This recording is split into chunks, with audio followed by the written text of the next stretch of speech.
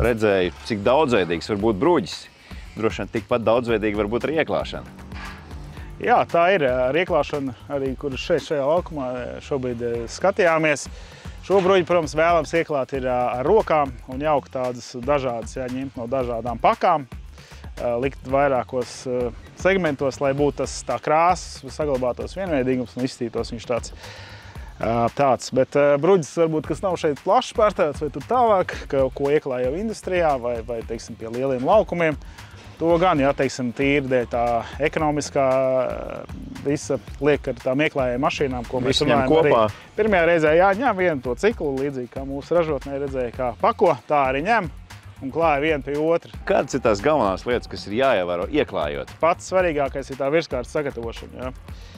Sevišķi tas ir izteikts lielām plāksnēm. Ja tu gribi, lai viņas teiks, laukums ir ļoti akurāts un taisns, tad pats svarīgākais virskārtas, kā iztīsiet. Kur cilvēks, kurš vēlās bruģi, var saprast, ko viņš īsti grib un kādos mērogos, jo iespējas ir milzīgākās un tas nozīmē, ka arī iespējas samaldīties tajā visā ir vienkārši. Jā, šeit rūpnīcā ir visplašāk izliktās paletes, kur apskatīties un redzēt. Mēs esam Dobels novadā, ja tā nav vienīgā iespēja. Mums ir ražotne Liepājā, kur arī ir izlikt stendi, kur droši var apskatīt. Tāpat ir Rīgā, Katlkalna ielā, Piņķos šobrīd jau pie outlet un arī Mārupē. Ja, tā kā droši ir.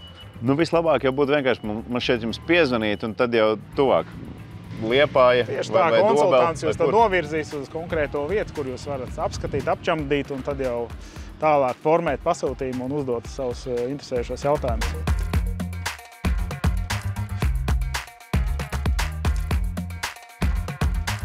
Tagad mēs esam tajā etapā, kad varēsim redzēt visu skaistumu vienkopus. Jā, šobrīd ir tas noslēguma moments, kad mēs arī varam apstīties, ko mēs mēģinājām izstāstīt, kā tas izskatīsies. Esam nonākuši zem ozola. Drīz atbraukšot arboristi. Kas ir arboristi un ko viņi darīs, tad īsumā izstāst mums. Arboristi ir tie, kas mums rūpējas par koku dzīvību, veselību, saknēm, vainagiem, bet mums viņi ir nepieciešami, tāpēc, ka mūsu celiņš šķērso arī ozolu, un mēs pieļaujam, ka šeit būs ozola saknes, līdz ar ko mēs paši ar lāpstām neiesim un neriskēsim sabojāt viņu, tāpēc labāk, lai arboristi ar gaisa lāpstu atnāk kārtīgi nopūš šo... Ar gaisa lāpstu? Ar gaisa lāpstu, jā. Pieslēgts pie kompresora un kārtīgi nopūš visu nost, atsadzās saknes, un mēs viņus varam uzmanīgi pabīdīt projām no mūsu plānotā celiņa vietas.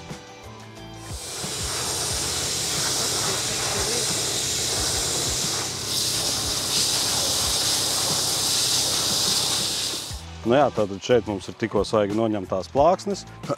Šeit attiecīgi mēs esam sākuši rakt un skatāmies, kas notiekās ar saknēm un vai apakšā nav kaut kādi būvgruži.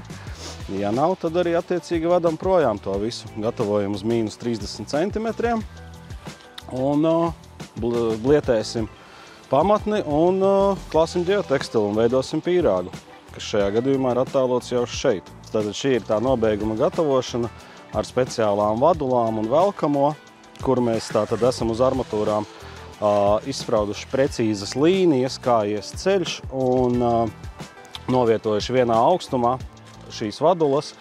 Un kā mēs novelkam, tā tas viss ir gatavs, uz tā nav vēlams kāpt, kamēr neesam uzlikuši bruģi.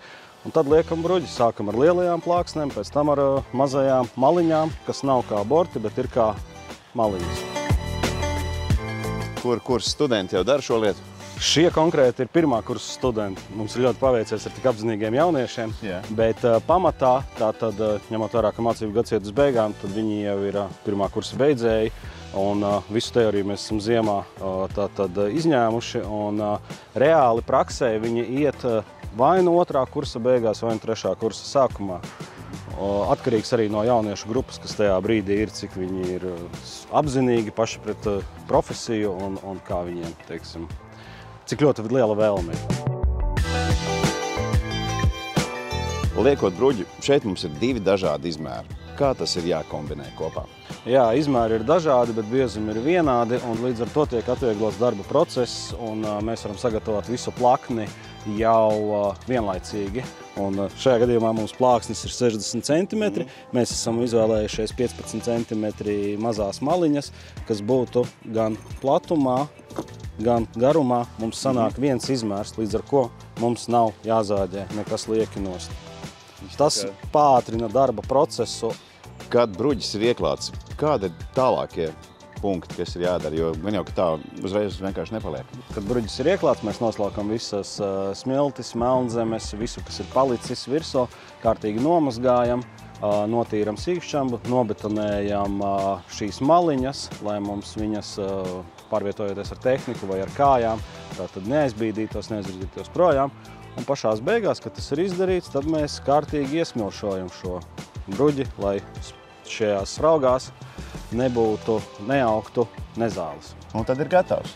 Un tad ir gatavs. Un tad iespējams septembrī jaunie cilvēki, kas dosies uz Buldriem apgūt bruģēšanas tehnoloģiju, varēs staigāt par šo jauno skaisto bruģi.